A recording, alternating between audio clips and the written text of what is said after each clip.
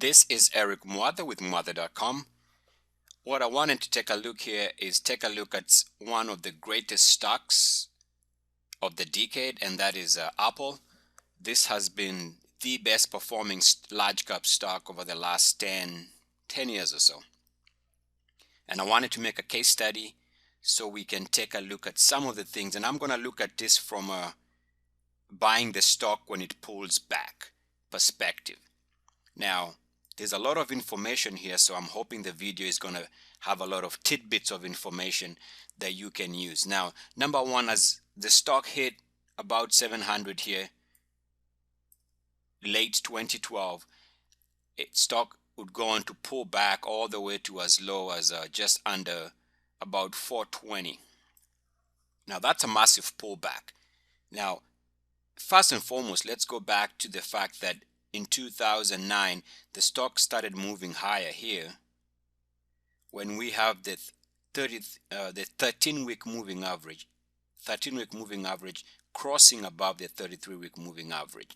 So that started a 1, 2, 3, almost 3.5-year rally, and there was no other crossover. The next crossover would be a bearish crossover between the 13-week moving average crossing or undercutting the 33-week moving average. So right there we see that off the bat there's an important lesson here that we should be looking at the crossovers between the 13 and the 33-week moving average whenever we want to gauge direction in terms of a long-term, month-to-month, year-to-year direction of a stock or of a market.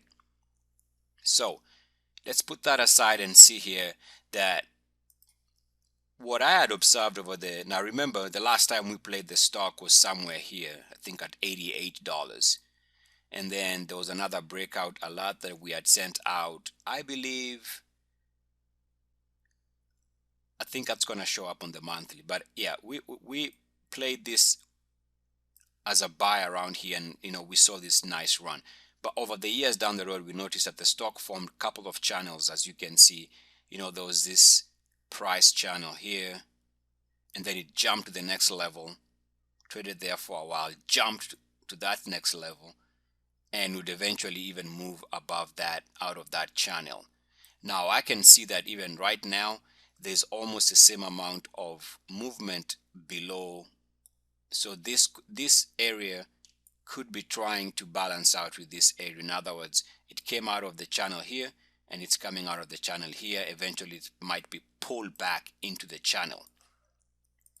Stocks have a lot of symmetry in themselves. Now, the other thing I wanted to show is on the weekly chart, which is what I have in front of you, is the red line. Once we broke down there on the red line, this happened to be a multi-year support line connecting that low and the lows of 2008. Once it broke down there, which corresponds to it trading in the about 650, you had no reason to be in the stock. Okay, really no reason, to be honest. That was a sell signal. If you didn't see it, it was pretty obvious. Now, as of right now, what I'm looking at here is, you see this turquoise line here? Now that line is very, very, very important because it connects to this breakout here. This breakout. Now that line, that breakout there began this rally here. That would put the stock at under 100. It gave a buy signal here, way before the 13-week moving average crossing above the 33-week moving average. So that line, this turquoise dotted line, let me remove all those things there.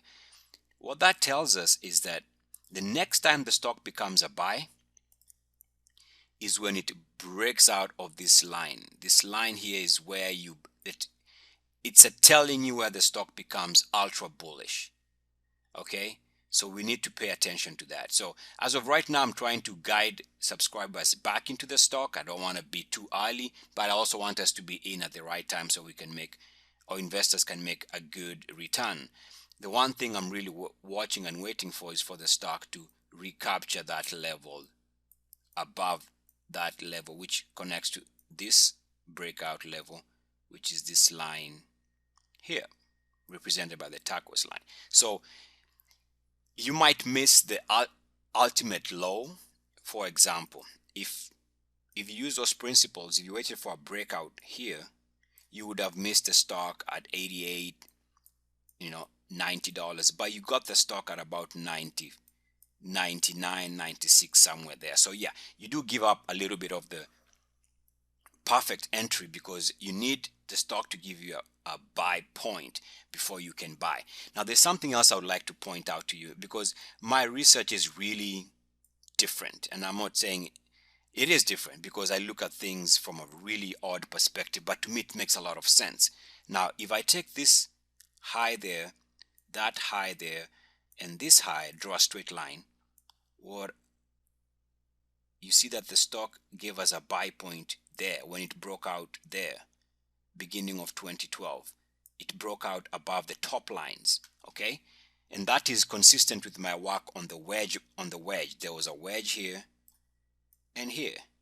So once the stock broke out beginning of 2012, that's why it ran from about 410 all the way to 700, because of that breakout. This is very important because now, let me show you this again, is what my research tells me is that the same line should not be discarded, because that line gave you an entry point there. So down the road, notice that once the line, extend the line, once the stock hit there and still remained, it hit that level and still remained above that line, that was another buy signal, so which corresponds to these lows here. Again, you move from about $540 all the way to 700. That's a big move because this line gave you a buy point here. That line also happens to be the red line. So there's confluence of two lines, this line coming down and the red line coming up. So that was a buy point. Now, so we extend this, and you see that once we broke down below the blue line, which is there, happens to be this area here, and the stock fell. So we came back, the stock came back, tried to move above the blue line, which is now descending. We've extended it down, and that corresponds to this area here. It failed and had a big drop. So again, what I'm trying to say is that, so the next buy point for this stock is when it breaks out above that line, which connects this low, that low, that high, this high, this high, this high. Draw a straight line. Let me draw that so we can see. In other words, the next buy point for the stock, if you want to really keep it simple, is, and be patient, wait for it to move above, break out above that line. Once it breaks out above that line, that's a cue for you to go in and go long on the weekly chart, okay? On the weekly. Now, again, on the MACDs, the stock has had multiple crossovers on the MACDs, but if you've read my MACD work, that's not the buy point. The buy point is when this MACD breaks out above the recent highs. So the MACD has to climb above that on a weekly basis before the stock can give you a buy point. Again, that all calls for caution. Remember, this is more of an educational video, if anything. Now let's go to the daily. The daily's got a lot of information here, and remember, initially this video was meant to be like a stock to watch, so I could send out things our subscribers should look for, but I realized there's a lot of information. Let me turn it into an educational video, and I hope you don't mind the length of the video, because there is a ton of information that really, once you understand this one, all the other stocks behave in similar fashion, and so does the market. Okay, so now I want to show you something really awesome. Take the lows there and that low, draw a straight line. Okay, so once we broke down there, that corresponds to an area very close to the highs. We broke down, okay, and that was a sell signal. Okay, now since then the stock has come back now, so that becomes, that area is where that break right there. So what you do is you draw a straight line, horizontal line going that way, and that's the red line. So I'm going to remove that. So that red line is very important because you know that psychological area now, which is here around the 50, is that it's going to be important down the road. So the stock tries to rally after a couple of weeks, comes here and forms a double top above that line and back below it. So you got a double top here and here. And that corresponds to that area there, which also happens to be an area where the stock was now trying to recapture a downward declining 50-day moving average, and also trying to recapture the 200-day moving average. All right. But not only that, from our RSI work, you see that that was, once it resisted, it could not move above the red line. Also confirmed that there was resistance coming from the 200-day moving average and from a declining 50-day moving average. Guys, that was a classic sell signal. Okay, just keep it simple. Sell it there. Again, it tried to come up and break out above the red line and failed. That's beginning of 2013, which is about 550.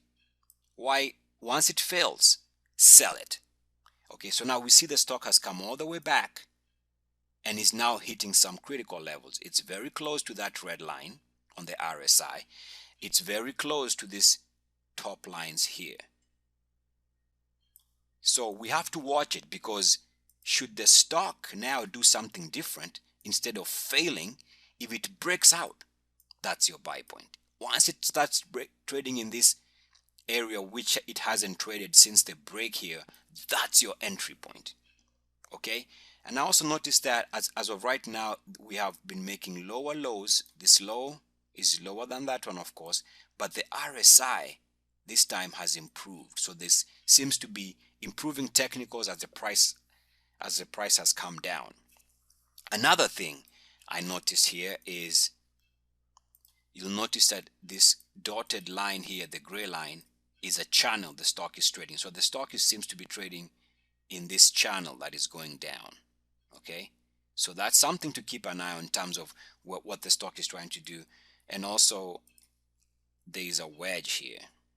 Now the stock has moved out of that wedge for a short period and moved back into the wedge. So to me, a short-term entry point would be when the stock breaks out, settles down for a little bit, and then breaks out again. So it breaks out of this area, settles down, and the subsequent breakout could give us a nice entry point. Now, for the purpose of education, I wanted to do something else to explain to you why we have to wait for the stock to break out above the red line to confirm that it has taken its medicine here and now it's ready to recover. I'm going to extend the red line because it's really interesting how markets work. This red line is not just recently affecting how the stock behaves. You see that it's going to affect the stock again going back to the middle of 2012. In 2012, the stock broke down there, right? That break back below 50 corresponds to, let's say, that break there, right? Let me see, April. Yeah, it corresponds to that break there. Now notice that it tried to recapture that area above that red line. Remember, the line is now like that. It tried to recapture that area, fails there, which is this high at about 600, and then drops all the way to about 520. Hope you can see that.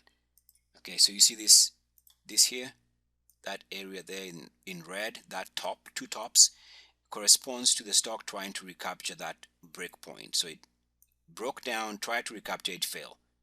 Came back, tried again, failed. Those are sell signals, okay, on the short-term basis.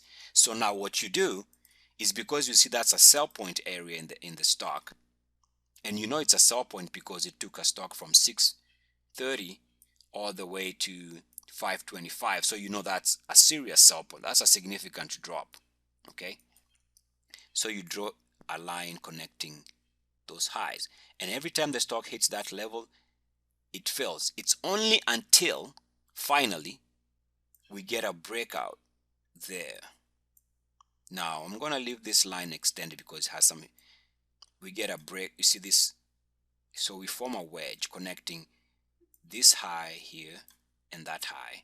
And so it's only when the stock breaks out here in July it breaks out. In other words, now it's trading above, you see this, okay, I have to explain this because it's important. You see this little area here where it tries to move above this area here? that was a classic Moade uniformity sell point, because it moves above the line and comes back below it in almost uniform action. That's what I call uniformity, and that's usually a red flag. So that was not a breakout. The breakout comes here when the stock, now you have a wedge connecting those two highs and these lows. So in July, which also corresponds to this breakout on the price, and the price had also formed a wedge. So the stock, now notice one thing is, I'm going to extend this line. That's why you should always leave your lines. Leave your lines as much as possible, because see what happens is that that becomes a buy point, okay, because it broke out outside of this wedge. So it breaks out, that's an entry point. Now, it's important for me to explain this because this happens a lot, and you can make a lot of money if you know this. You see how this top lines here, if you extend it, it came when the stock broke out, came all the way back and tested that green line, which is the highest. The same line extended, comes down, okay, and forms support here. And you know that was, and then you ride the stock to the upside. Now the same line, that high and this high here, if you draw that line, I said extend it, you see that at the same time the market came back, kissed that line and pushed back higher, and that was a perfect entry point. Perfect there, which also happens to be support at the 50-day moving average. So there's a lot of information. That's what I'm trying to say. As of right now, on the MACDs also, they have to, the MACDs, you see that the MACDs for this stock to really be a buy, you know, a lot of people probably played this crossover, another crossover here, and this crossover. That's not how you play the MACDs. MACDs, the best way to do it is wait for a breakout, a crossover, wait for it to fail, try again and fail, but now you know that that's the established high. The MACDs have to blast above this line. See whether I can. The MACD has to blast above this failed crossover highs before it becomes a buy. So it needs to break out, and once the MACDs trade here, or even if they move back above zero here, then that's when you know that the stock is back in play. For now, anybody buying it is really, there's so much going on, so much resistance levels coming from these levels here, this red line, until it breaks out like it did here when those sell points here, until it breaks out in the future, there's no need to rush into the stock. Okay. Another thing also to point out is, notice here, all this was okay because the stock had an upward trending 50-day moving average. But notice now, the 50-day moving average is trending lower. So the trend is for weakness.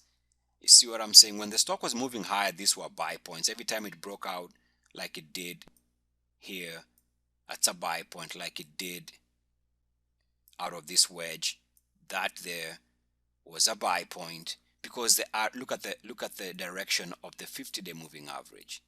It's higher, so it's telling you look for buy points. Now it's looking like this is telling you this stock is really in trouble, as far as I can tell, until it can break out the way we had in the fashion and giving us the signals we've been talking about. Now I want to go back and take a look at this stock from a weekly chart, and let me pause for a second because I want a different looking chart. Hold on a second.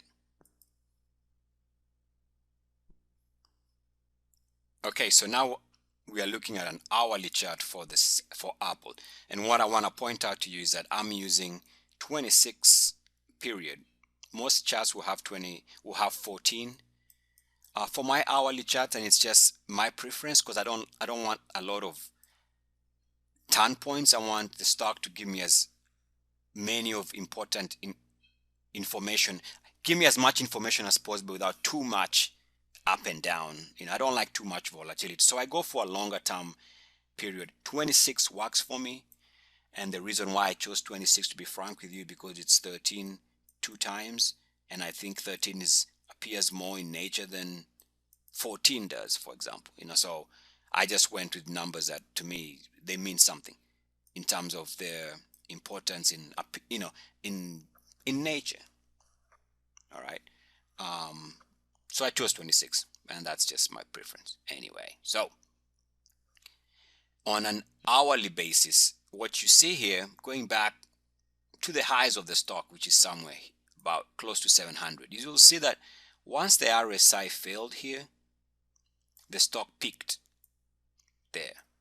Okay, again it could come back, and you see that it tried to rally, making higher highs here on hourly basis, but yet the technicals did not, they made lower lows 3 times just like the price did, and that was negative divergence.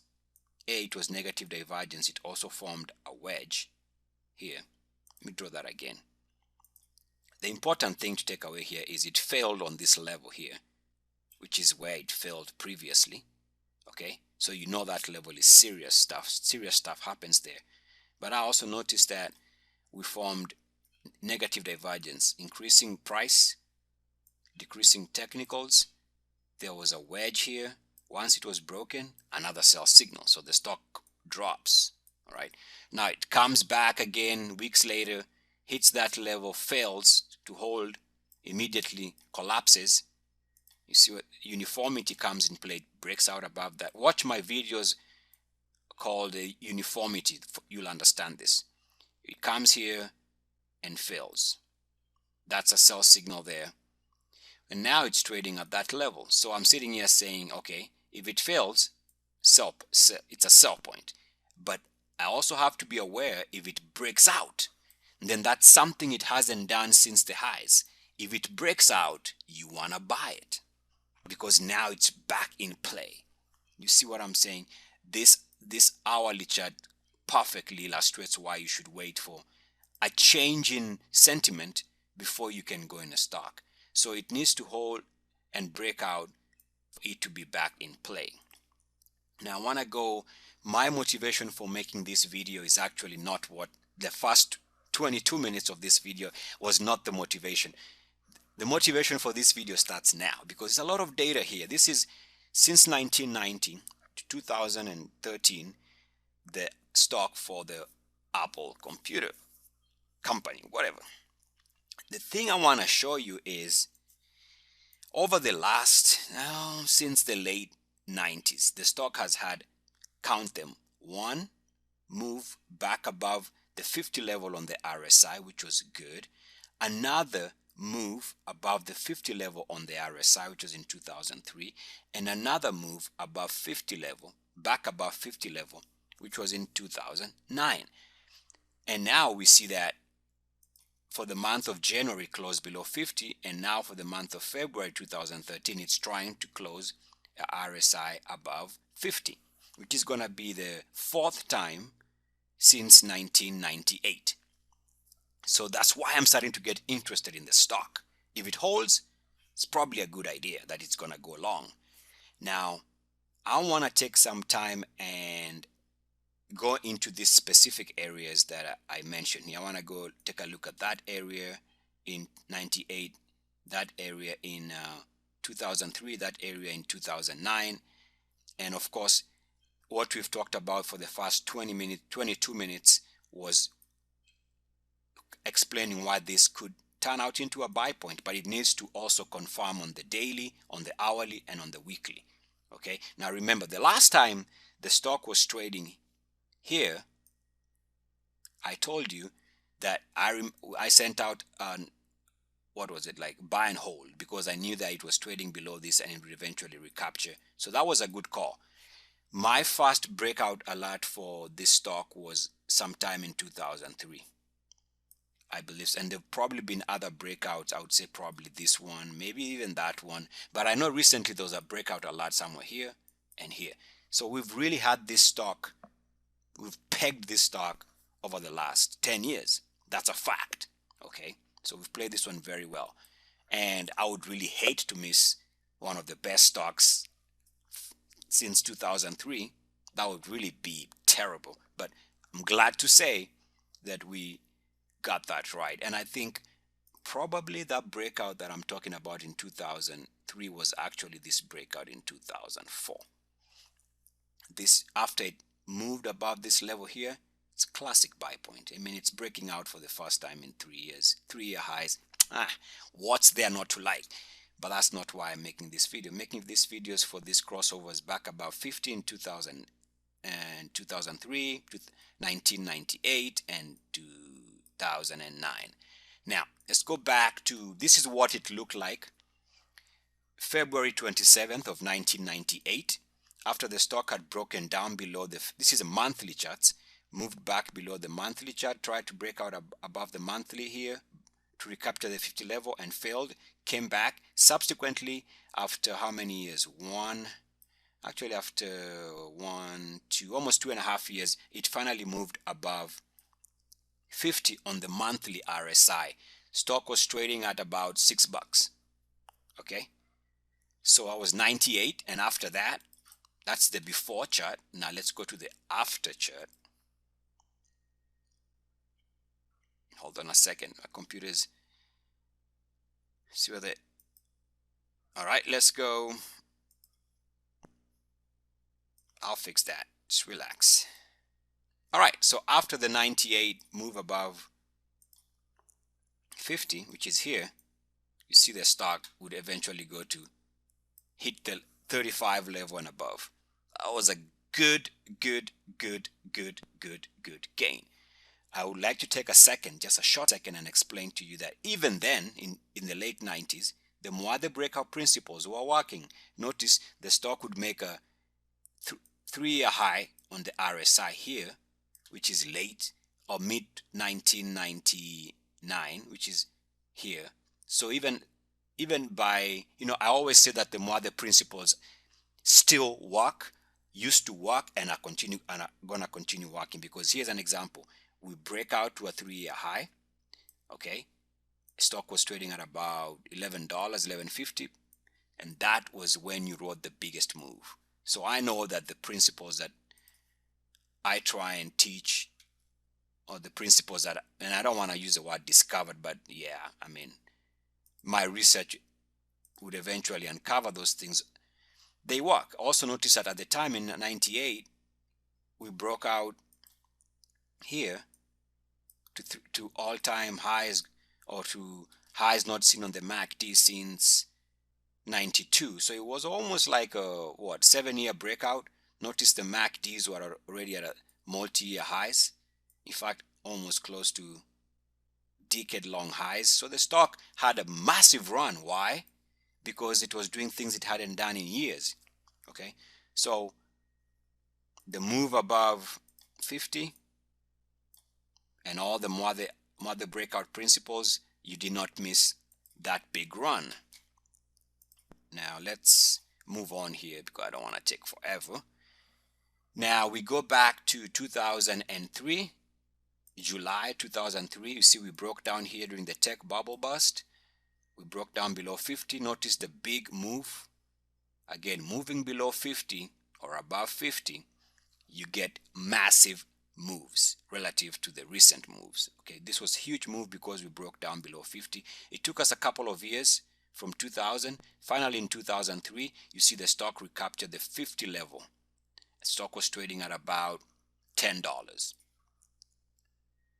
Since then, from $10 in 2003, the stock would go to trade as high as $200 by 2008. That's a big move. It's a massive move. All right, so from crossing above 50 here to trading $200. Now we're looking at a stock in 2009. Number one, notice the biggest move here. Actually, two big moves. One big move here in price. Why? Because the RSI moved below 69.10. All these numbers, it's nothing but pure natural mathematic numbers. Below 69.10, so you get a big move. The next critical number is 50, which is why you have another big move. But anyway, so we break down below that, and then the market eventually recaptures. April of 2009, it recaptures back above the 50 level. The stock was trading at about 120. Okay, $120 when it moved back above 50 on the RSI on the monthly, and from there the stock would go on to, we're talking about, moved above 50 there, the stock would go on to trade as high as from $120 all the way to 700. So now what I'm saying is the stock is now moving back above 50 for the first time. We actually took a month, one monthly close, and it's trying to stay above that. This is tricky because maybe this is just the second trading week of February 2013. So we don't know where it's going to close at the end of the month. So this could be fake intra-month, but if it stays above that and maybe starts following through, the stock could be giving us the fourth buy signal from an oversold perspective since 1998. So this is something I really want us to watch. I know this video has turned out into educational video, but it is also a stock to watch video at the same time. I was just giving you the conditions that the stock needs to fulfill before it can become a full-fledged buy on the dip. This is Eric Muatha with Muatha.com. Good luck, peace, and blessings.